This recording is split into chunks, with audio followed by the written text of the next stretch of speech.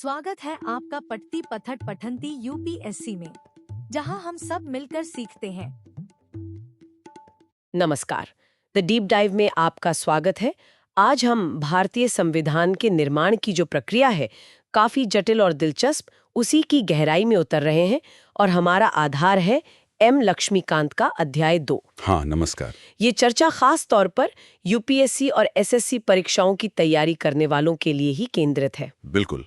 हम लिखेंगे कि भाई स्वतंत्र भारत का संविधान आखिर बना कैसे, अस्तित्व में कैसे आया, कौन थे इसके पीछे के मुख्य लोग और क्या-क्या चुनौतियां थीं उस वक्त। हाँ। और हम प्रीलिम्स और मेंस दोनों के नजरिए से जो भी महत्वपूर्ण तथ्य हैं, विश्लेषण हैं, उन पर फोकस करेंगे। तो चलिए इस महत्वपूर्ण यात्रा को शुरू करते हैं और समझते हैं कि हमारे संविधान की नींव रखी कैसे गई।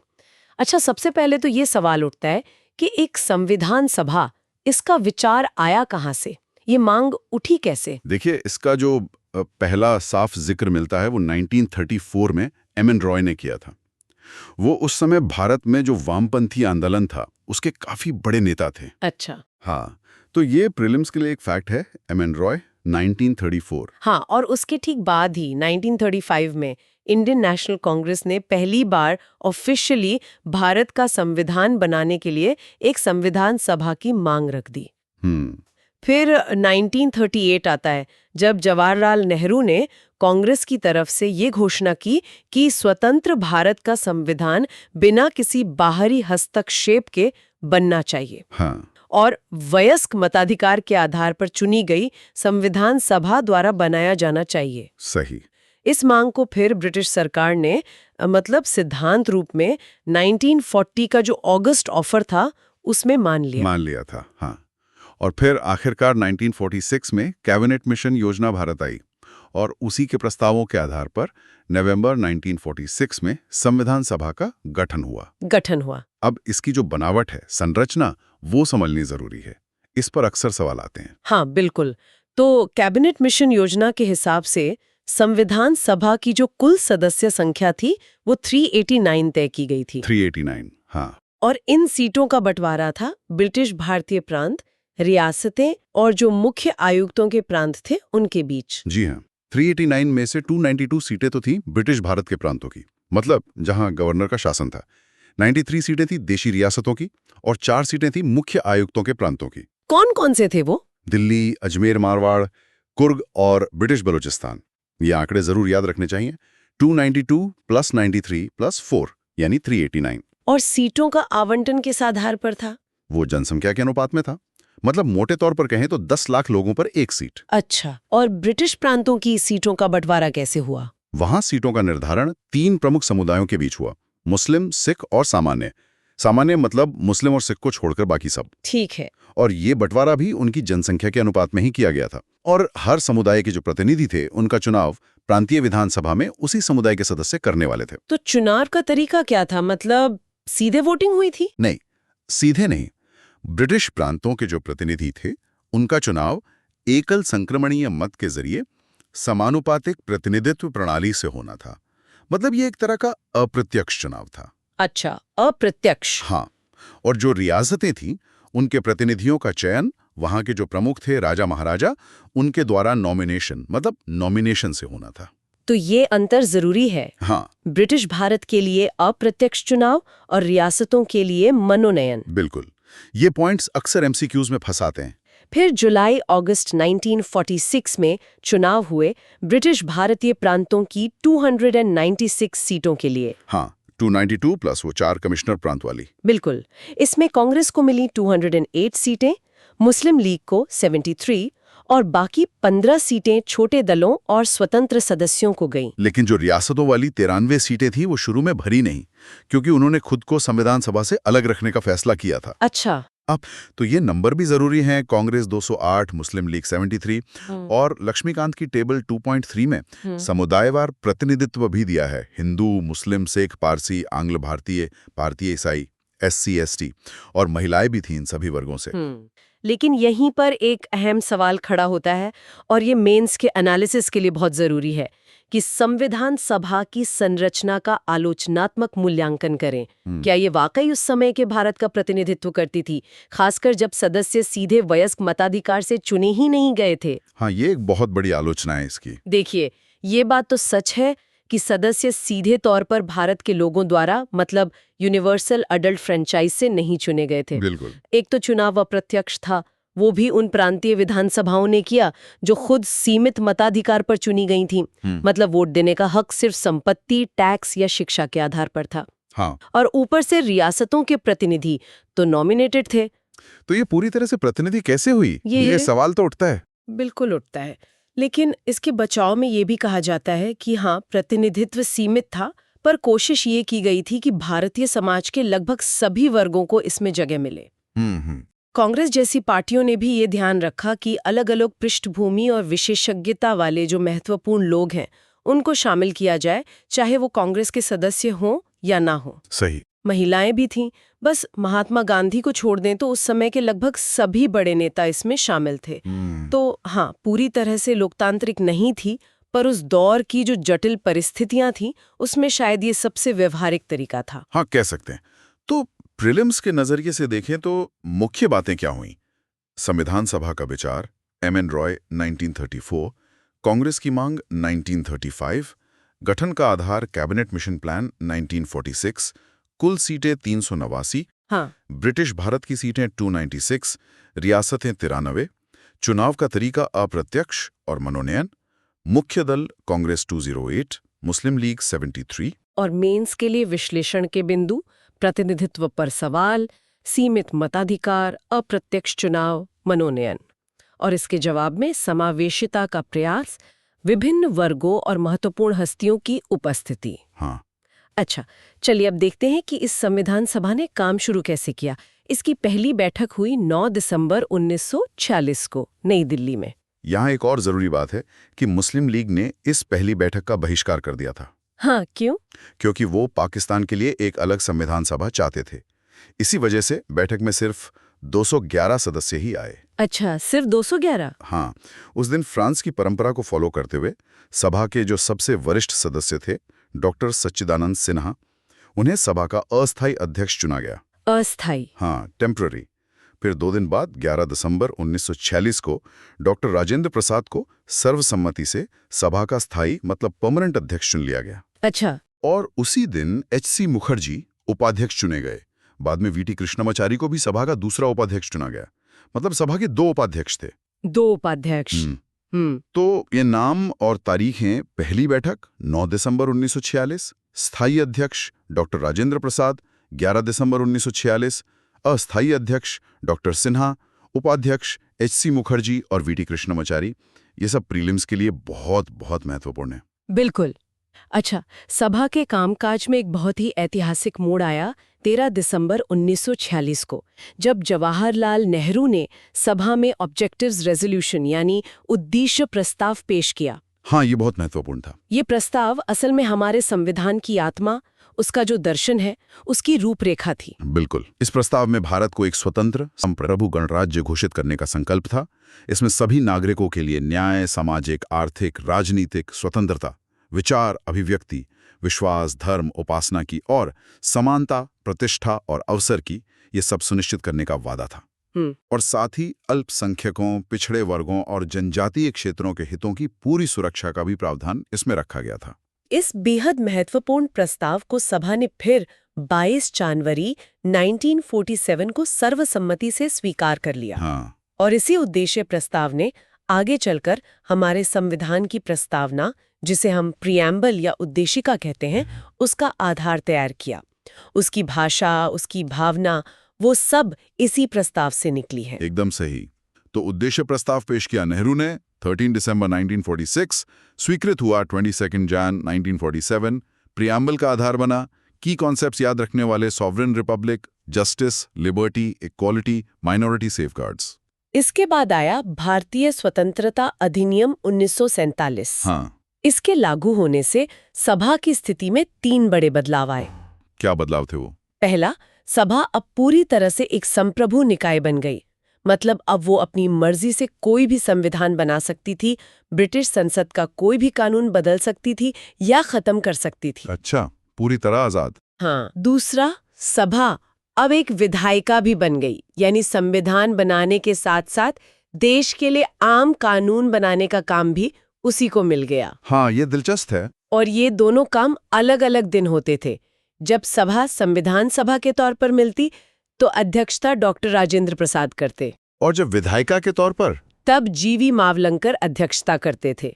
ये दोहरी भूमिका सभा ने 26 नवंबर 1949 तक निभाई। ये पॉइंट नोट करने वाला है, डुअल फंक्शन। और तीसरा बदलाव सदस्य संख्या में हुआ। देश का विभाजन हो गया तो पाकिस्तान में जो क्षेत्र शामिल हुए वहां के मुस्लिम लीग सदस्य भारत की संविधान सभा से अलग हो गए। हाँ, जाहिर है। तो सभा की कुल सदस्य संख्या 389 से घटकर 299 रह गई। इसमें ब्रिटिश भारतीय प्रांतों की संख्या 229 और देशी रियासतों की 70 हो गई। अच्छा, 389 से 299, यह आंकड़ा भी महत्वपूर्ण है। तो स्वतंत्रता अधिनियम 1947 के बाद सभा सॉवरेन बनी, ड्यूअल फंक्शन करने लगी। Constituent body chair Rajendra Prasad और लेजिस्लेटिव बॉडी चेयर जीवी मावलंकर। सदस्य संख्या घटकर 299 हुई। संविधान बनाने और कानून बनाने के अलावा भी सभा ने कुछ और जरूरी काम किए, जैसे मई 1949 में राष्ट्रमंडल कॉमनवेल्थ में भारत की सदस्यता का सत्यापन किया। और ये तारीखें तो प्रीलिम्स की पसंदीदा हैं। राष्ट्रीय ध्वज कब अपनाया? 22 जुलाई 1947। हाँ। राष्ट्रगान, जनगणमन और राष्ट्रगीत वंदे मातरम कब अपनाए? 24 जनवरी 1950। बिल्कुल। और इसी दिन 24 जनवरी 1950 को डॉक्टर राजेंद्र प्रसाद को भारत का पहला राष्ट्रपति चुना गया। ये संविधान सभा की आखिरी बैठक भी थी। हालांकि ये 26 जनवरी 1950 तक अंतरिम संसद के तौर पर काम करती रही। कुल मिलाकर संविधान को बनाने में कितना समय लगा? 2 साल, 11 महीने और 18 दिन। काफी लंबा समय। हाँ, इस दौरान कुल 11 सत्र हुए। संविधान बनाने वालों ने करीब 60 देशों के संविधानों को खंगाला। अच्छा। और जो ड्राफ्ट था उस पे 114 दिनों तक विचार विमर्श हुआ और खर्चा लगभग 64 लाख रुपए का खर्च आया उस समय। 64 लाख, ये आंकड़े भी ध्यान रखने वाले हैं। समय 2 साल 11 महीने 18 दिन, सत्र 11, ड्राफ्ट पर विचार 114 दिन, खर्च लगभग 64 लाख। तो इस सेगमेंट के जो मुख्य बिंदु हैं वो क्या हुए?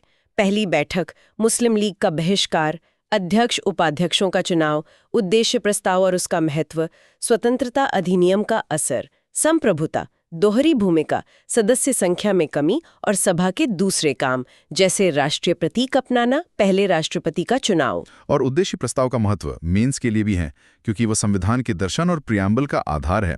और स्वतंत्रता अधिनियम के प्रभावों का विश्लेषण भी जरूरी है। अब देखिए, संविधान बनाना इतना बड़ा और मुश्किल काम था, तो इसे करने के लिए संविधान सभा ने कई समितियां बनाई, अलग अलग विषयों के लिए। हाँ, कमिटीज। इनमें 8 बड़ी प्रमुख समितियां थीं और कई छोटी समितियां भी थीं। अब जो बड़ी समितियां हैं और उनके अध्यक्ष, उनके नाम याद रखना परीक्षाओं के लिए बहुत जरूरी है। बिल्कुल। जैसे संघ शक्ति समिति और संघीय संविधान समिति, इन दोनों के अध्यक्ष थे जवाहरलाल नेहरू। हाँ, यूनियन वाली नेहरू के पास। और प्रांतीय संविधान समिति के अध्यक्ष थे सरदार वल्लभ भाई पटेल, प्रोविंशियल पटेल के पास। प्रक्रिया नियम समिति और संचालन समिति, इन दोनों के अध्यक्ष थे डॉक्टर राजेंद्र प्रसाद। रूल्स और स्टीयरिंग राजेंद्र प्रसाद के पास। और मौलिक अधिकारों, अल्पसंख्यकों, जनजातीय क्षेत्रों के लिए जो सलाहकार समिति थी, उसके अध्यक्ष भी सरदार पटेल ही थे। हाँ, ये बहुत महत्वपूर्ण समिति थी। इसकी उप समितियां भी थीं। हाँ, जैसे मौलिक अधिकार उप समिति के जेबी कृपलानी थे, अल्पसंख्यक उप समिति के एचसी मुखर्जी थे। अच्छा। राज्यों से बातचीत के लिए जो समिति थी, मतलब रियासतों से समझौता करने वाली, उसके अध्यक्ष फिर जवाहरलाल नेहरू थे। और इन सब में शायद सबसे महत्वपूर्ण समिति थी प्रारूप समिति, यानी ड्राफ्टिंग कमेटी। हाँ, बिल्कुल। जिसके अध्यक्ष थे डॉक्टर BR अम्बेडकर। ये मैचिंग वाले सवालों के लिए तो बहुत ही फेवरेट टॉपिक है प्रीलिम्स का। Union Nehru, provincial advisory Patel, drafting Ambedkar, rule steering Rajendra Prasad, ये एकदम पक्के होने चाहिए। हाँ जी। तो प्रारूप समिति का गठन कब हुआ? 29 अगस्त 1947 को, आजादी के तुरंत बाद। बिल्कुल। इसका काम था कि जो बाकी समितियां अपने प्रस्ताव देंगी, उन सब पर विचार करके संविधान का एक मसौदा, एक ड्राफ्ट तैयार करना। इस समिति में 7 सदस्य थे। डॉक्टर अंबेडकर अध्यक्ष थे, बाकी थे एन गोपालास्वामी अयंगर, अल्लादी कृष्णा स्वामी अय्यर, डॉक्टर के.एम. मुंशी, सैयद मोहम्मद सादुल्ला। और 2 सदस्य बाद में बदले भी थे। हाँ, एन माधवराव, जिन्होंने बीएल मित्तर की जगह ली थी जब उन्होंने इस्तीफा दे दिया था, और टीटी कृष्णामाचारी, जिन्होंने 1948 में डीपी खेतान की मृत्यु के बाद उनकी जगह ली थी। की कोशिश करनी चाहिए। तो प्रारूप समिति ने अपना पहला ड्राफ्ट फरवरी 1948 में प्रकाशित किया और इस पर आम लोगों से, एक्सपर्ट से सुझाव मांगे गए, आलोचनाएं आमंत्रित की गईं। 8 महीने का समय दिया गया इसके लिए। अच्छा, पब्लिक कंसल्टेशन भी हुआ? हाँ, फिर इन सब पर विचार करके दूसरा ड्राफ्ट अक्टूबर 1948 में प्रकाशित हुआ।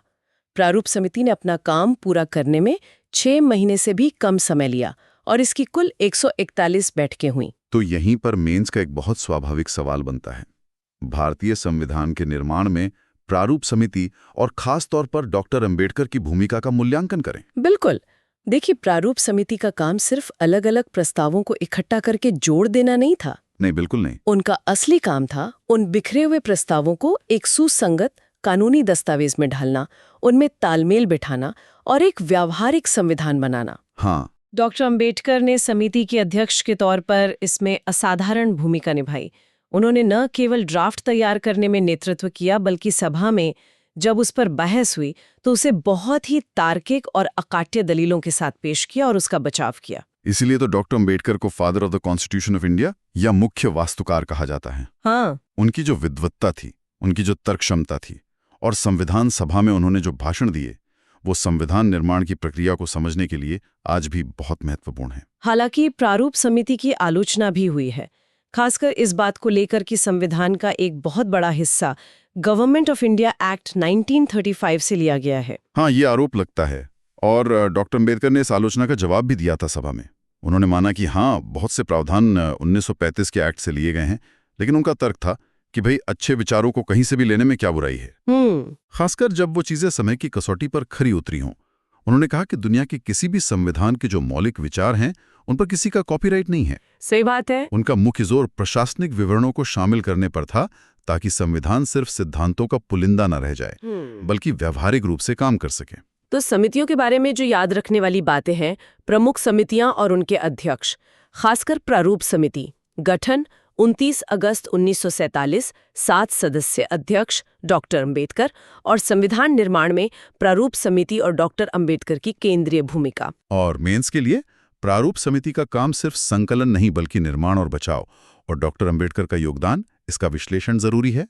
साथ ही वो 1935 एक्ट वाली आलोचना और उसका जवाब भी समझना चाहिए। अच्छा, अब आते हैं संविधान के अधिनियमन और प्रवर्तन पर। प्रारूप समिति ने जो संविधान का अंतिम मसौदा तैयार किया, उसे डॉक्टर अंबेडकर ने 4 नवंबर 1948 को सभा में पेश किया। हाँ, इस पर 5 दिन तक आम बहस चली। इसे कहते हैं संविधान का पहला वाचन, फर्स्ट रीडिंग। इसके बाद 15 नवंबर 1948 से 17 अक्टूबर 1949 तक चला दूसरा वाचन, सेकेंड रीडिंग।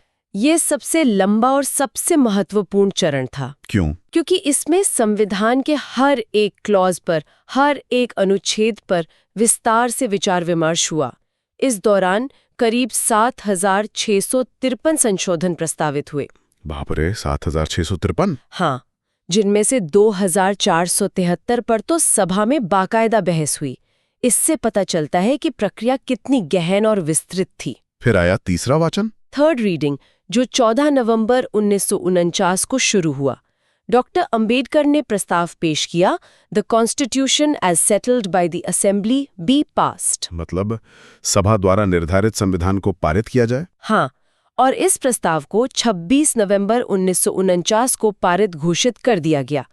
इसी दिन सभा में जो 299 सदस्य उपस्थित थे, उनमें से 284 ने संविधान पर हस्ताक्षर किए। ये तारीख 26 नवंबर 1949 भारतीय इतिहास में सुनहरे अक्षरों में लिखी गई है।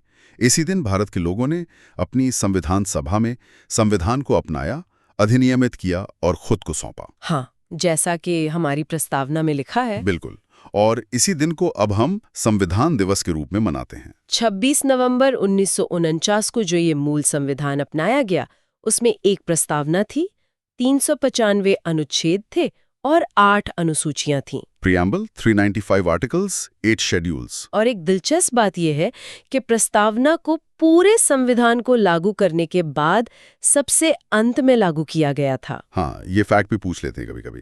तो अडॉप्शन डेट 26 नवंबर 1949, constitution day. Adopted constitution had preamble, 395 articles, 8 schedules. Preamble सबसे अंत में लागू हुई। अब यहाँ एक स्वाभाविक सवाल है, जब संविधान 26 नवंबर 1949 को ही बन गया था, अपना लिया गया था, तो ये पूरी तरह से लागू 26 जनवरी 1950 को क्यों हुआ? ये 2 महीने का गैप क्यों रखा गया? हाँ, ये सवाल आता है दिमाग में। इसका कारण ऐतिहासिक है। 26 जनवरी का दिन इसलिए चुना गया क्योंकि 1930 में इसी दिन भारतीय राष्ट्रीय कांग्रेस ने अपना लाहौर अधिवेशन, जो दिसंबर 1929 में हुआ था, उसमें एक संकल्प पास किया था पूर्ण स्वराज का। हाँ, पूर्ण स्वराज। तो उसी संकल्प के आधार पर 1930 में 26 जनवरी को भारत का पहला पूर्ण स्वराज दिवस मनाया गया था।